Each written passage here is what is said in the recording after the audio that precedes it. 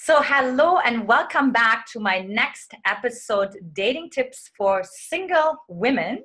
I'm your host, Antia Boyd, founder of findtheoneelite.com. And today I have a very special guest here with me today, Dr. LeslieBeth. I'm really excited to have you on the show today. Thank you so much for having me. And I know I must be expressing at least most of your listeners who are widows. It's so important that they get heard and addressed and remembered.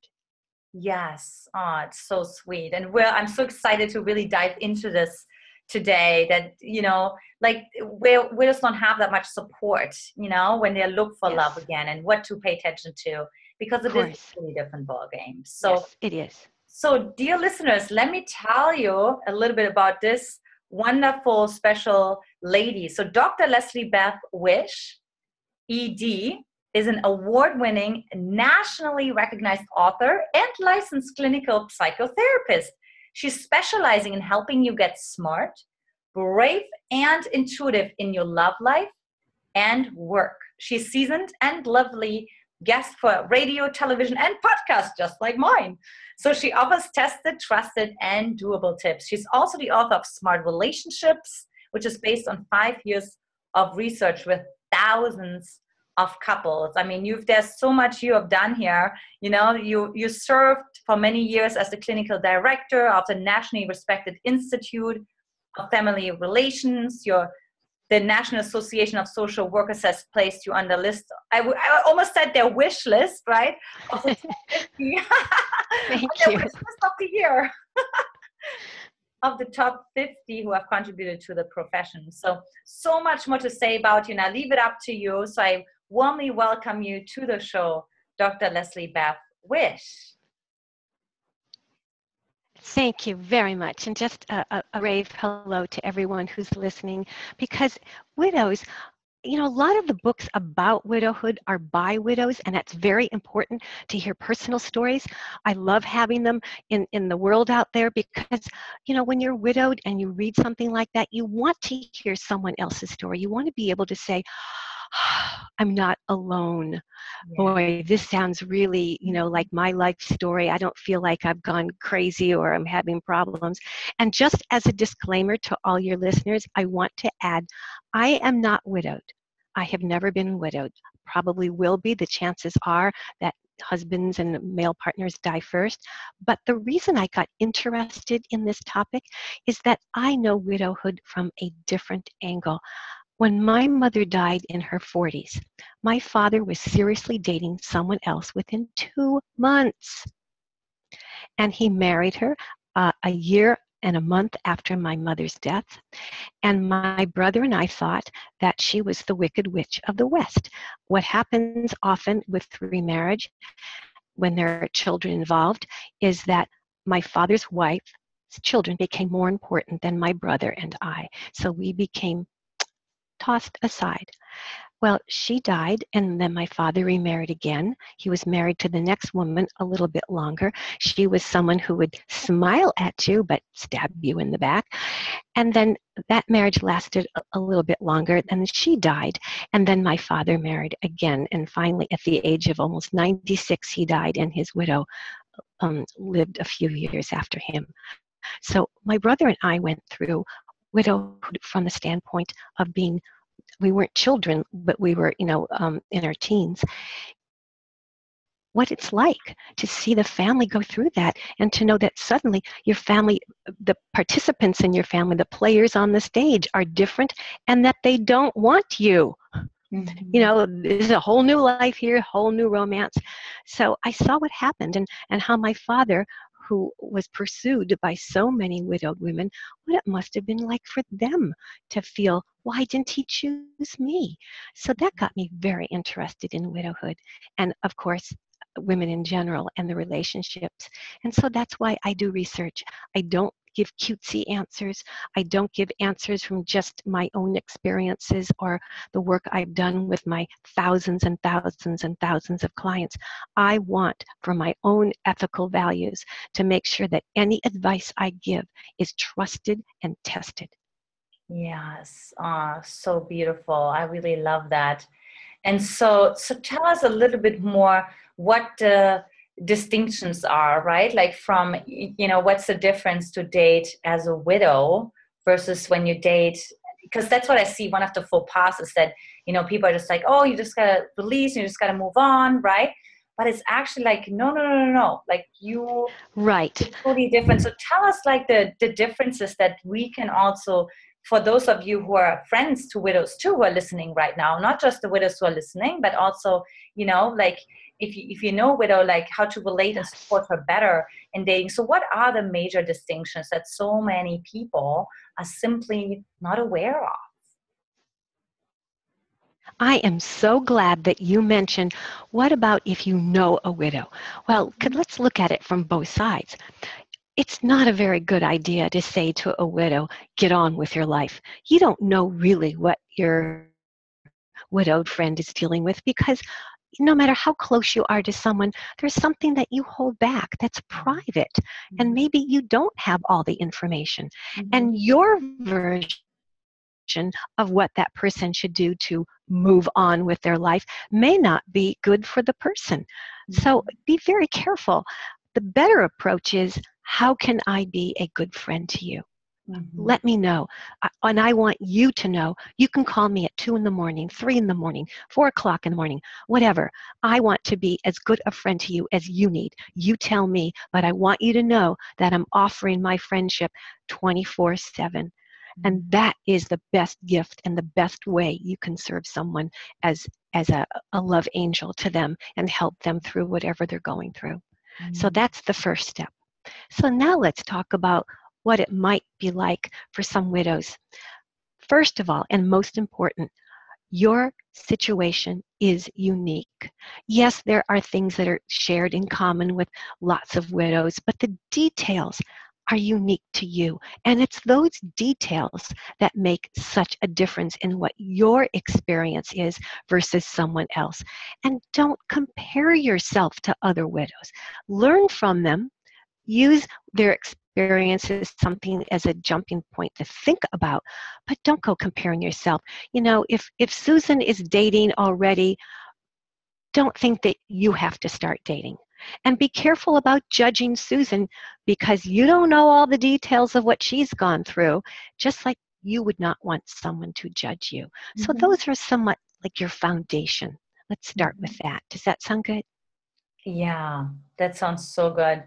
And I love that, right? Because as well-meaning friends, we just want to give advice right away and just be like, oh, just get on with your life. Went on with Yes. my life when I broke up with Johnny or whatever. And Right. to understand the difference between death and a breakup. Because, one thing that I see, and I would want to hear your opinion on that is, when you break up with somebody, there's a reason for that. Things went wrong. They were like not aligned, right? You're not meant to be together, right? But when you lose somebody, this could have been potentially be your soulmate. So there's nothing to like just simply let go and release. And it's like that simple, and it was meant to be, right? Because it was meant to be. So can you speak a little bit to that piece? Yes, definitely. Well, let's start some more with those basic issues. No one knows what you and your partner went through. Maybe you didn't lose your soulmate, and maybe you've never told anyone that. So now you have something that's private. You don't know whether you should keep it private. Should it stay hidden? I really think it's important to keep the following concepts in mind. You do not owe every person in your life story. You don't owe them that. If you want to keep things private, that's fine. There is a thought out there that, every secret you keep is poison. But that's not true. You have control over what you want people to know about you. And you don't owe anyone anything about your life. You choose what you want them to know. So what if this person who has now died was not the love of your life, and everyone thought he or she was just wonderful? What do you do? Do you say, you didn't really know Charlie? Or do you say, thank you very much? I say thank you very much. Because once you put that balloon out there of you didn't really know what Charlie was like, you can't take it back. But you can always choose to disclose later if you trust the person and trust that they have your interest at heart and not theirs. Because too often the advice giver is healing his or her own problem. It's so true, right? And the other piece I also see with that is, not only are we projecting this out, but also with widows, what I see with women who start dating again, who are widowed, even men too. My husband works with men, right? Yes. There is this guilt, this like, how can I, and it's been years. It's not like been 3 months, and so there's this guilt of, how can I start dating somebody again? They feel like I'm cheating on my late husband, right? So what do you tell those women? Well, I start with the first question for all the widows who I've worked with and who were in my study. Mm-hmm. What is bothering you the most? Mm-hmm. Because not all widows feel guilty. Not all widows feel like sex with someone else, really, should I do that? What is your issue? What's bugging you? Mm-hmm. What is your best guess as to what's making you so unhappy or confused? So start with that first, because once again, as I said at the very beginning of our conversation, everyone's situation is unique. So what is your best guess? Oftentimes, we're pretty smart as to what our best guess is as to what's wrong.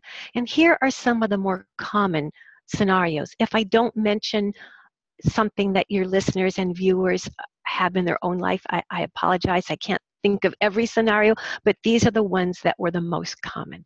The Okay. first one is, and this is not in any particular order, should I fall in love again? Do I have to look for love? No, it's not a law. You don't have to. This is not some sci-fi movie that's about, dystopic, lives and things and a new planet where everybody has to be matched up again. No, it's your life. You pick. Do you want love? My recommendation is never volunteer to close a door in your life. You don't have to have a partner to be happy, but if you are absolutely closing the door on that, closing your heart and saying to yourself, I'm done with love, that's it, you might want to re-examine that. And that leads into the next issue. Now, I work with props, so I'm going to hold a prop up. What if your previous marriage or relationship where you lost someone was a lemon?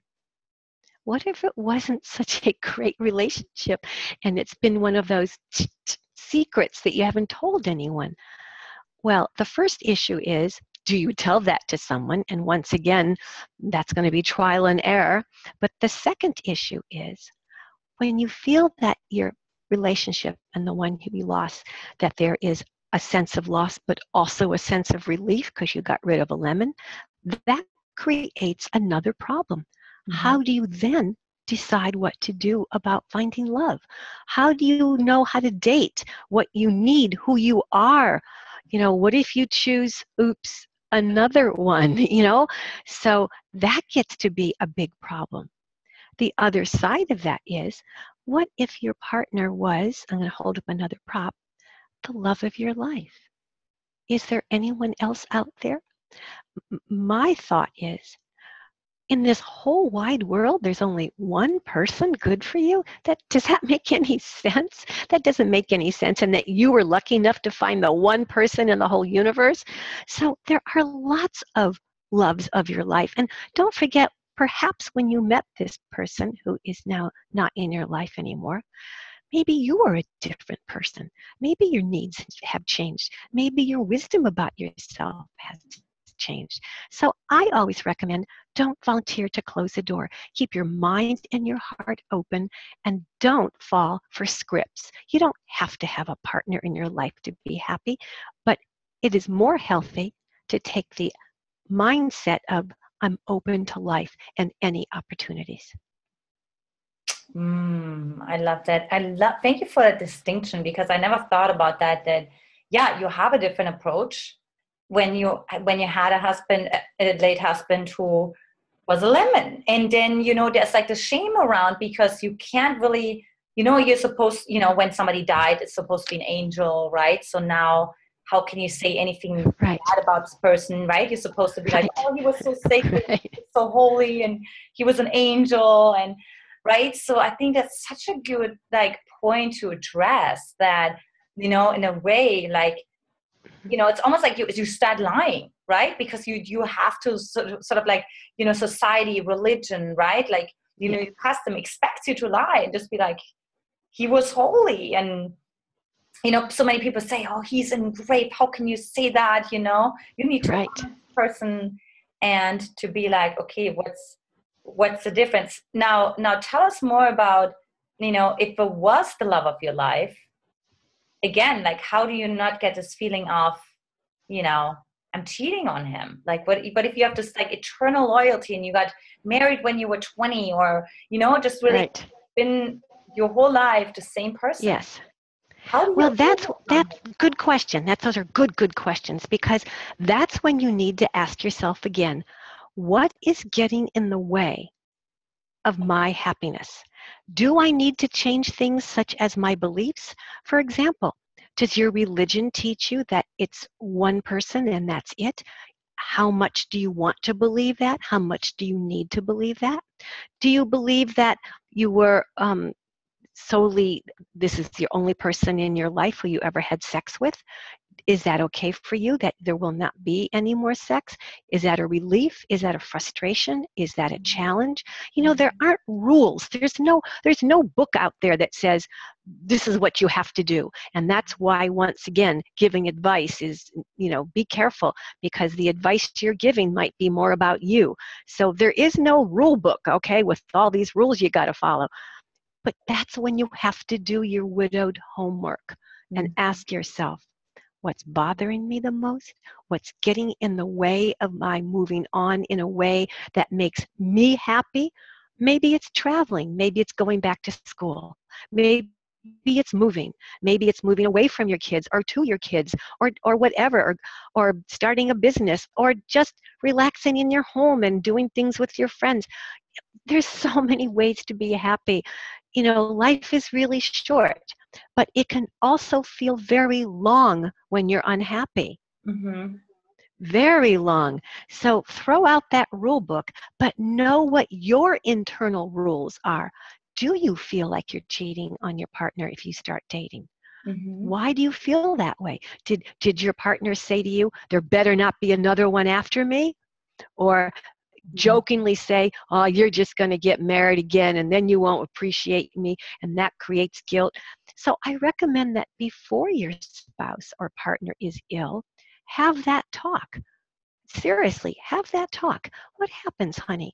If I should die before we have many more years together, I want you to know, I want you to what? Go on with your life, be happy. What have you talked about? Because you need that permission from your partner. It's very important. Yeah, absolutely. That's such a good point. That's so much that, of course, nobody talks about, right? And I think the other piece also is, so let's say you start dating as a widow, right? You start dating somebody, how do you communicate with, what if your anniversary is coming up and you're, Yes.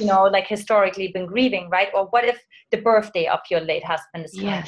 And so how do you prepare for that? And then also when you start dating, what's your advice of communication? Because, you don't want to put obviously, that the other partner feels bad, right? But how can you make him part of the game, but he also doesn't feel like, I will never be her late husband. I will never be her first love. So to also continue to empower him. Yes. That he feels good enough that he's now part of the equation. Now that's a lot of questions. I'm going to take them a little bit one at a time. Okay, first so of all. First one was the anniversary and the birthday. Yes. Okay. It's very likely that the anniversary will have mixed feelings. You might feel very sad. You might feel the depths of your pain. Again, it will depend a lot on a combination of what your relationship was like, your own personality style and coping style. There's no rule that you have to, go into a deep hole and feel horrible the whole day. I have widows who went out and recreated their favorite date or made their favorite meal and felt closer to their partner.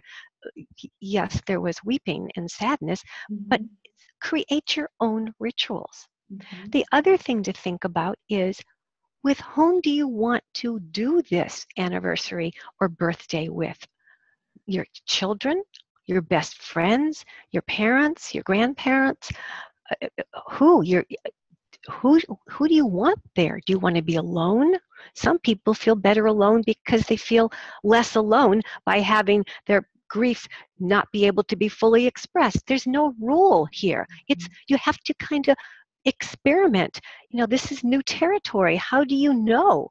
What one person does may not be what you do. So maybe the first time you celebrate or honor the death or birthday with the family and you found out, ooh, that felt awful. I really felt crowded out. I felt like I had to be sunny, that I had to play down how any minute I felt like crying or throwing up in the sink, because all those feelings can happen. So you have a sort of a trial and error period there, and eventually you'll get it. Another big issue is, let's say that you do start dating someone and they turn out to be maybe not the love of your life, but someone really good for you. Someone that you are surprised you feel close to. Do you include that person? And I always recommend that you might have two ways, or at least more than one way, of honoring those rituals of birthdays and anniversary. Maybe you don't want to introduce that new person into that private family setting yet. And then maybe later, privately with you and your new partner, you can talk about things. You don't want to close the door on any new partner by saying, I can't talk to you about it, because it's going to be part of your life. It's, as they say, that elephant in the room. But again, it's trial and error. And I always like to err on the side of safety. When my father remarried after a very short time, people were appalled that while they were dating, he brought her to family events. They thought it was too soon. And my father, being kind of emotionally tone deaf, he just needed someone in his life right away. So I recommend maybe holding back a little bit on being so quick to introduce a new person. You can always introduce them, but you can't unintroduce them. So I like to think of something that gives you more options. That's so good. Yeah, absolutely. And then again, tell me, we talked a little bit about, the limiting beliefs and like, why would you feel this guilt about dating another man, right? And, and having him possibly sleep in the same bed and, or drive in the same car. I mean, it's going to be, might be in the same house. Yes. And so what, do you have any other recommendations? Because I feel like really the women that I work with that are widows, that is like a huge concern. It's like, should I even live in the same house anymore? Or should I, it's I almost feel like I need to paint the whole house and just like completely remove all of his energy. But then I feel that's right. Right. Strengthens, because it's the resistance to the grief, right? So what's your advice there? Well, there's lots of things that can be done, and you don't have to do all of them, but I'll put them out there for your listeners and viewers to think about. You might want to redo your bedroom. Get a new bedroom set, or at least change the sheets, change the colors and the bedspread, do something different. Make it a different room, a new room, if you are really in the dating world. The other thing you can do is maybe you need to change things like not use his favorite or her favorite dish anymore. Maybe you need to do those, your dishes and all those memories and those very personal items. Maybe you need to redo some of those things. But redoing the bedroom is very important if you're going to think that maybe down the road a piece there might be some sexual intimacy. That makes it easier. You also might not want to go to all of your favorite places with your partner. Now, obviously, if a place is your favorite restaurant anyway, but maybe you could sit at a different table. Maybe you could just make a little tiny change so that you're not back in that past groove anymore. The goal is not to avoid the past, but also not to totally reproduce it. Other things you can do are talk to your children. This is where things get really kind of sticky. My brother and I were happy to have my father date again, but not do one of these to us and not jump in so quickly. I mean, we were still going through the house when he had a steady girlfriend. That was like, woo, that was a little confusing, like, hello, we're your family, aren't we? So you want to sit down, and these are things that honestly, I know it's hard to do, but they're better off done before a partner, a spouse, or a parent gets ill. You know, you say to your daughter or son, your dad and I or your mom and I have talked about, what will happen. We don't want to go through what grandma and grandpa went through where they waited too long and they got so ill that they were a burden to the other siblings. We're being proactive. We've signed up for assisted living, or we've gone through our wills already. And the other thing we want to talk about is dad and I or mom and I have talked about, we want each of us to be happy. And that means moving on and dating or moving to a new city or whatever it is, fill in the blank. Let them know so they're not blindsided. That's often what happens. They're not prepared. And mourning and grief and those feelings for every family member is different. Everyone has a different function and emotional maturity and connection to each of the persons in the family. So everyone's reaction, a lot of times siblings are split. You've seen this before on television. I'm thinking of Dateline or 48 Hours, where the father is accused of murdering the mother, and two of the siblings think father is innocent and two think he's guilty. Well, the same kind of, division can happen regarding widowhood of their parent or best friend or partner.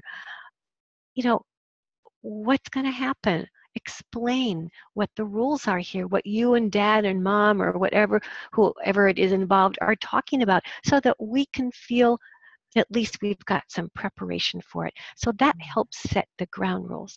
And the other thing is what I started at the beginning of our conversation. Ask yourself, what gets in the way of my happiness? Because that is different for everyone. Is it my children? Is it my guilt? Is it my fear of sex? Just because you were married to someone for a long time and seemed happy on the outside doesn't mean you had a great sex life. Maybe it wasn't so great. I've had widows say to me, the world has changed. When I got married, I was a virgin or almost a virgin, or only had one sexual experience before, or all variations on that, or my religious teaching or my parents taught me, it's sacred and you do not have sex with anyone until you're married. I mean, there's all variations of that.